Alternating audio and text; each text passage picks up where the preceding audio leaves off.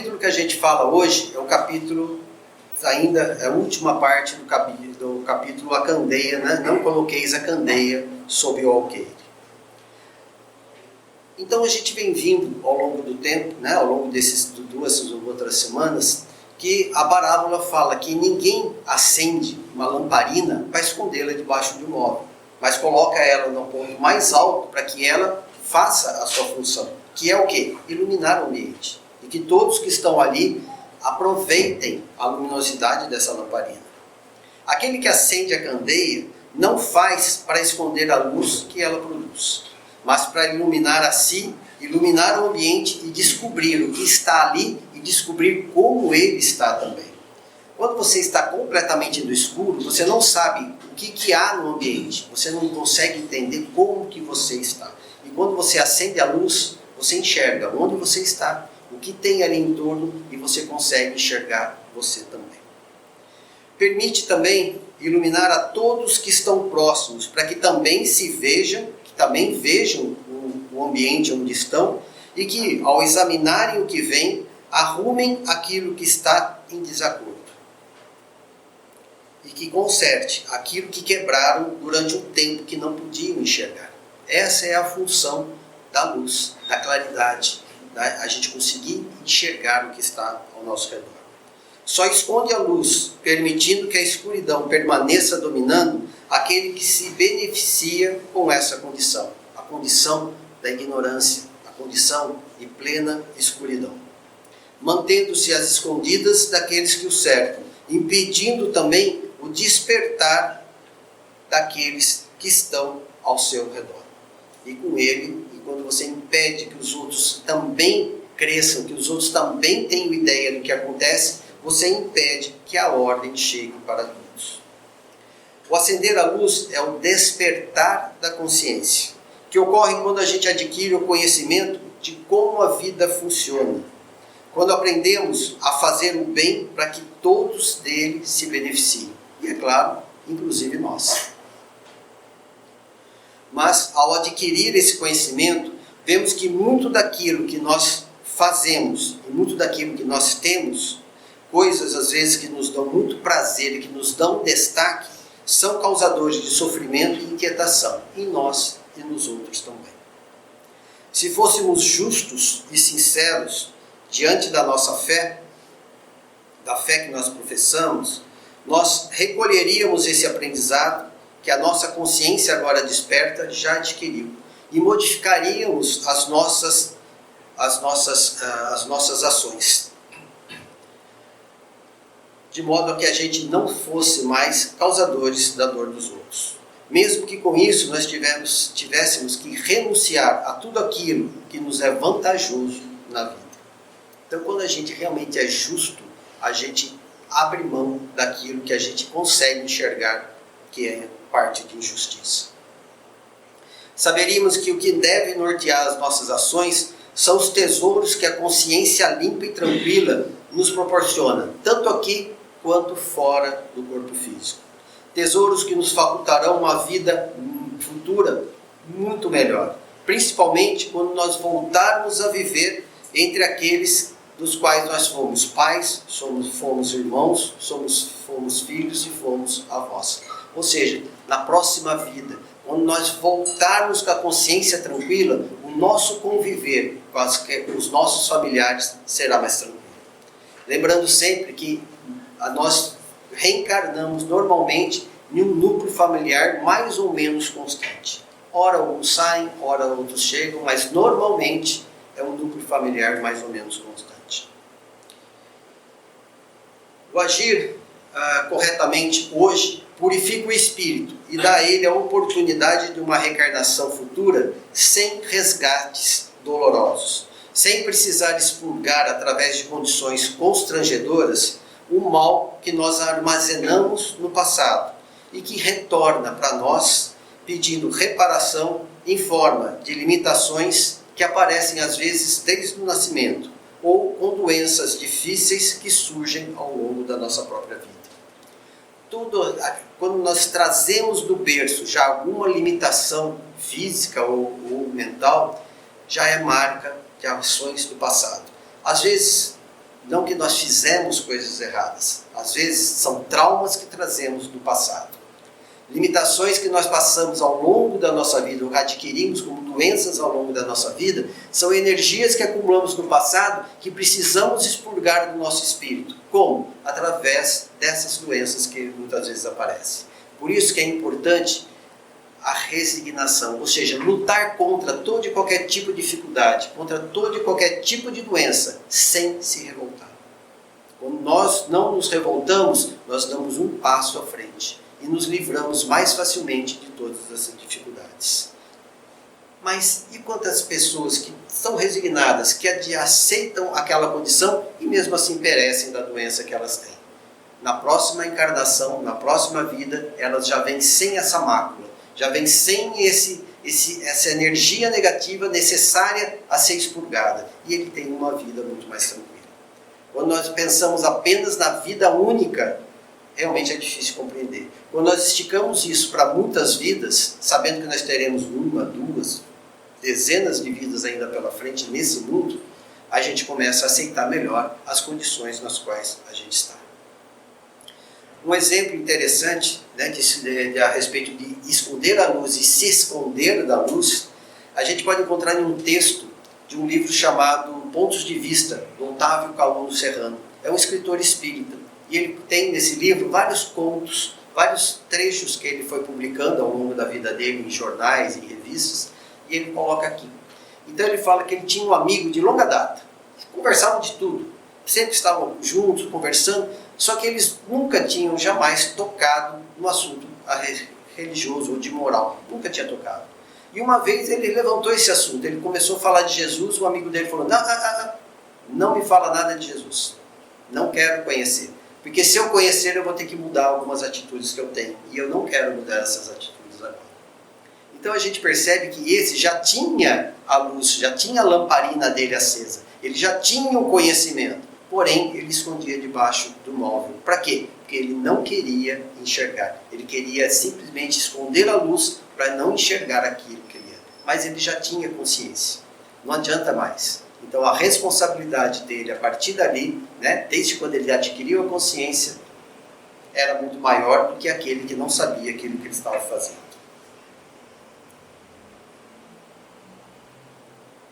Quem é justo e sincero com aquilo que crê, age da mesma forma que o apóstolo Paulo agiu. Paulo, na época ainda Saulo, ele perseguia os cristãos, acusando todos eles de seguirem uma mentira e acusava os cristãos de tentarem destruir a fé dos hebreus. Pois ele acreditava que a luz que ele carregava consigo, na crença que ele abraçava, era a única que deveria existir.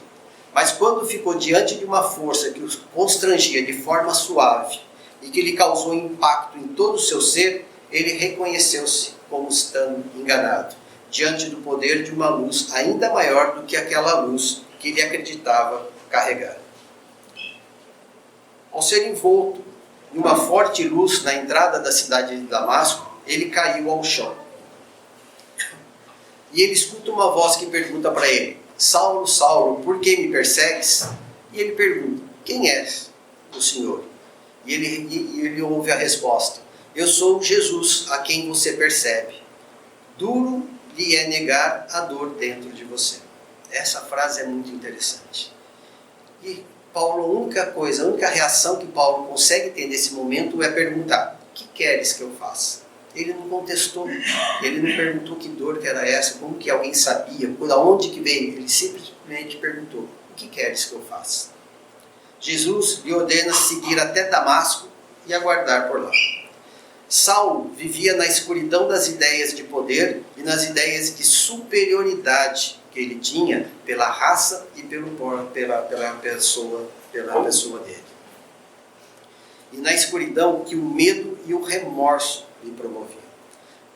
O Saulo, nesse momento, ele era carregado de medo e carregado de remorso. Medo de estar errado diante do novo que estava surgindo, com a boa nova que os cristãos estavam trazendo.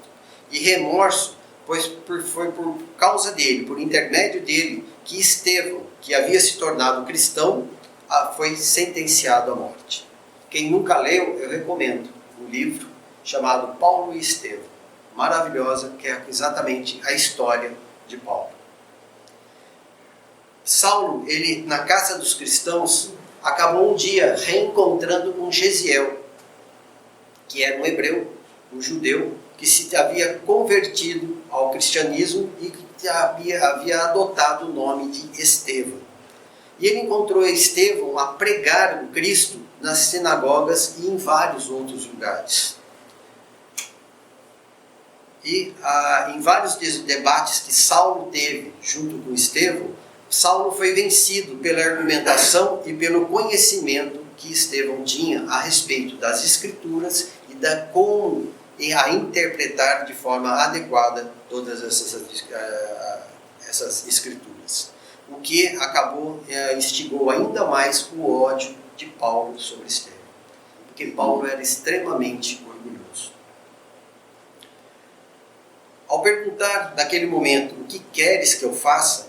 Paulo reconhece que ele estava se guiando com uma luz que não lhe permitia mais enxergar de forma clara e que estava na escuridão da soberba criada por ele mesmo. Mais tarde, após a visão na porta de Damasco, em que ele ficou cego nesse momento, Jesus pede que Ananias, que era um judeu também convertido ao cristianismo, procure pelo homem de Tarso e lhe cure a cegueira. E quando a gente lê essa passagem do Evangelho, a gente vê que Ananias fala, mas Senhor, ele é o Saulo de Tarso, ele caça, ele condena os cristãos à morte. Eu vou curá-lo? Ananias, vai lá e faça o que eu estou te pedindo. E Ananias foi e acabou curando Paulo da cegueira dele. Curado, agora Paulo, ele se converteu e também trocou o nome de Saulo para Paulo. Após conviver algum tempo com os discípulos ali naquela cidade, nos arredores, ele passa a pregar que Jesus era o Filho de Deus. Então a gente vê aquele que perseguia Jesus, quando ele adquiriu o conhecimento, quando ele percebeu a verdade, ele mudou completamente a direção, o modo dele de agir. Naquele momento, Paulo acendeu a sua candeia e colocou o mais alto que ele podia, demonstrando a coragem da sua fé, pregando aos gregos e pregando aos judeus, a ponto de ter sua vida posta em risco muitas vezes, pois muitos daqueles que o escutavam não queriam que ele demonstrasse a sua conversão. Um homem que era admirado por pregar exatamente pregar as Escrituras, conforme os judeus acreditavam, alguém que tinha uma posição contra os cristãos, aquele que era admirado por todos. Quando mostra que ele mudou de ideia, muita gente também pararia para poder verificar aquilo que ele estava falando, escutar o que ele tinha para trazer. Iam ser instigados também por ele a ter pelo menos a curiosidade de escutar as novas de Jesus que os cristãos estavam pregando. Então, por isso, queriam exatamente abafá-lo. Então a gente percebe que os tempos eram muito difíceis para os primeiros seguidores da Boa Nova. Não era uma situação muito fácil. Eles não queriam uma nova religião, mas apenas ensinar a importância daquilo que era essencial. Mas aqueles que detinham o poder perderiam seu status. Não saberiam responder a tudo aquilo que poderia vir de perguntas a respeito da vida, a respeito das novidades que estavam chegando. E não seriam mais referência aos demais. Então eles perderiam exatamente o posto de superioridade. Perderiam não só o status diante da sociedade, mas perderiam também todos os ganhos que vêm com a posição que eles tinham. E a mesma coisa aconteceu ao longo de toda a história da humanidade. Porque ao longo da nossa história, queimaram-se livros muitas e muitas vezes. Impediram o acesso à educação, e hoje a gente ainda tem muito disso, e por isso restringem a poucos livros e a poucos autores o estudo a ser levado adiante por quem busca realmente o conhecimento, pois não saberiam a tudo responder. Então, a melhor maneira de eu me mostrar inteligente para vocês é falarem para vocês, não estudem, não leiam, apenas venham e escutem o que eu tenho para dizer aqui. e vocês apenas ficarão dependentes daquilo que eu trago. Porém, a doutrina espírita fala exatamente ao contrário. Leiam. Leiam mais do que apenas aquilo que a doutrina espírita nos traz. Leiam os grandes autores. Leiam aqueles que são contrários à doutrina espírita e ao cristianismo ou qualquer outra coisa. Conheçam as outras religiões para que a gente possa ter o quê? Alavancar o nosso conhecimento, ampliar a nossa mente, ampliar a nossa capacidade de novos pensamentos. Quando você faz isso, você se liberta de todas as amarras. Você começa a pensar por você. E isso é o mais importante. É isso que a doutrina espírita espera. Que nós pensemos por nós. Busquemos o auxílio, busquemos ajuda quando nós não temos o conhecimento, mas que nós tomemos a decisão por nós mesmos e não pela cabeça dos outros. Se para aqueles primeiros cristãos era muito difícil, para nós o caminho está completamente já aplainado. E Jesus ainda nos chama a segui-los. Cada dia Jesus nos chama para que nós possamos vivenciar aquilo que Ele nos ensinou. Mesmo que nós tenhamos nossas cruzes para carregar. Então Jesus fala, né? Carregue a sua cruz e me siga. Carregue a sua cruz todas as dificuldades que você tem, traga elas juntas. Mas me segue assim mesmo. Não é porque você está com dificuldade que você deve esquecer tudo aquilo que eu te trouxe. As dificuldades fazem parte do mundo, fazem parte da nossa carga que a gente está trazendo de outras vidas. Não queira ser perfeito para começar a ser bom. Comece a ser bom agora e vá aos poucos aprendendo, se lapidando.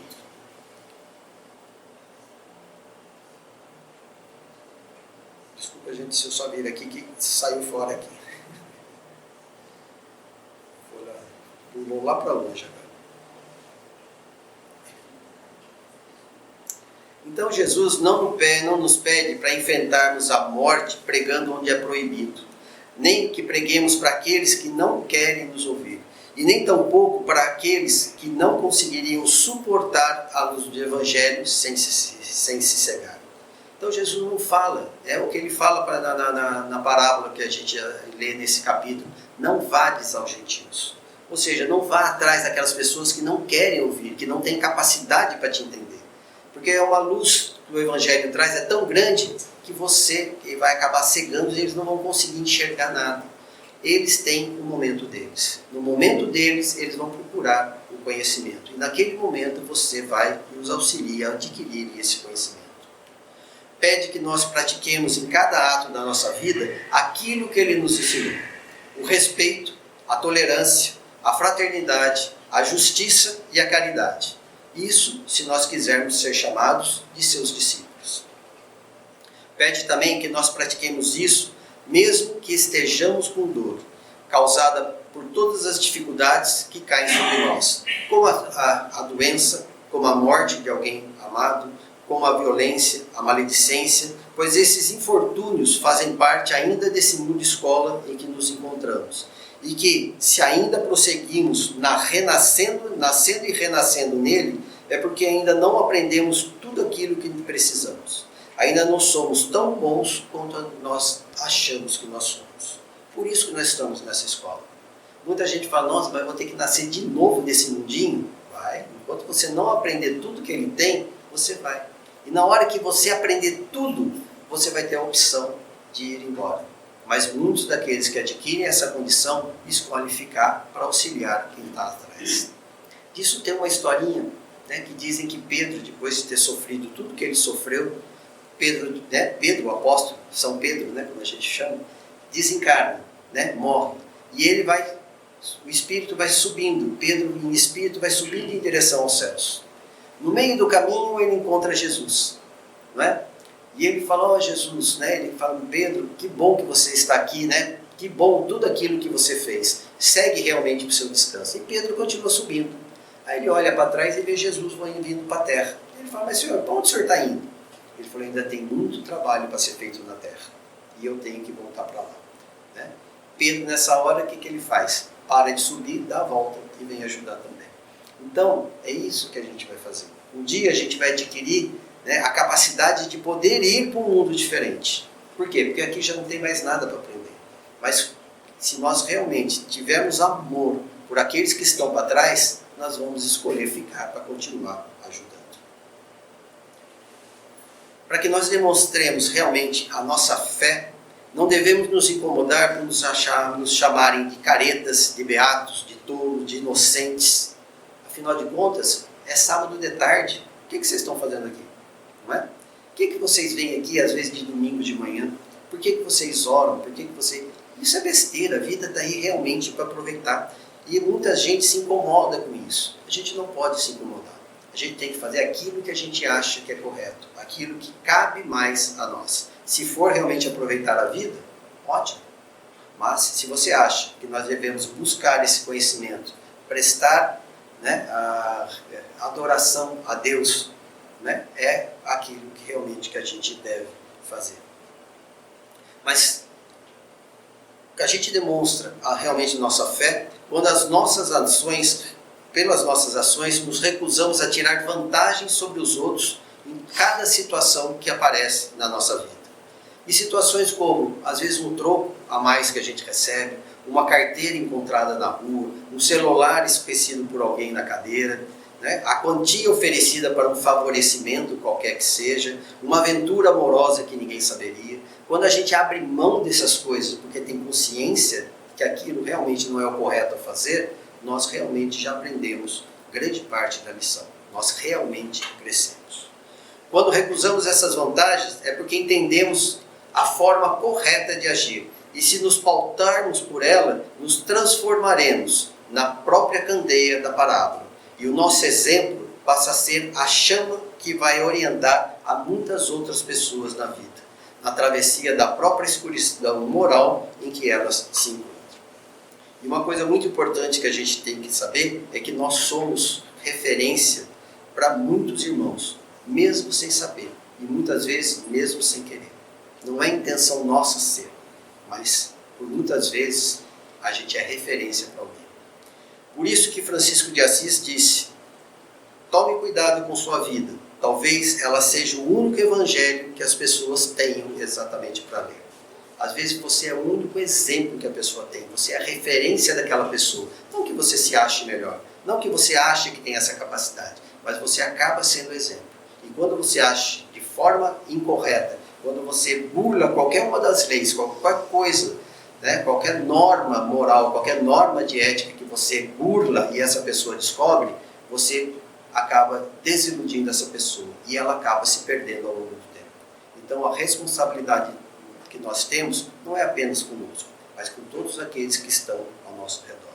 Por isso que é muito importante a gente ser então um bom evangelho, para que aqueles que leem através de nós tenham uma boa referência. Esse é o estudo que a gente tem hoje a respeito do não coloqueis a candeia sobre o alqueire. Gente, muito obrigado. O que eu desejo é que cada um de nós possa sair daqui, estar se sentindo melhor, completo, mais equilibrado e que possamos ter uma semana bem tranquila e proveitosa. Graças a Deus.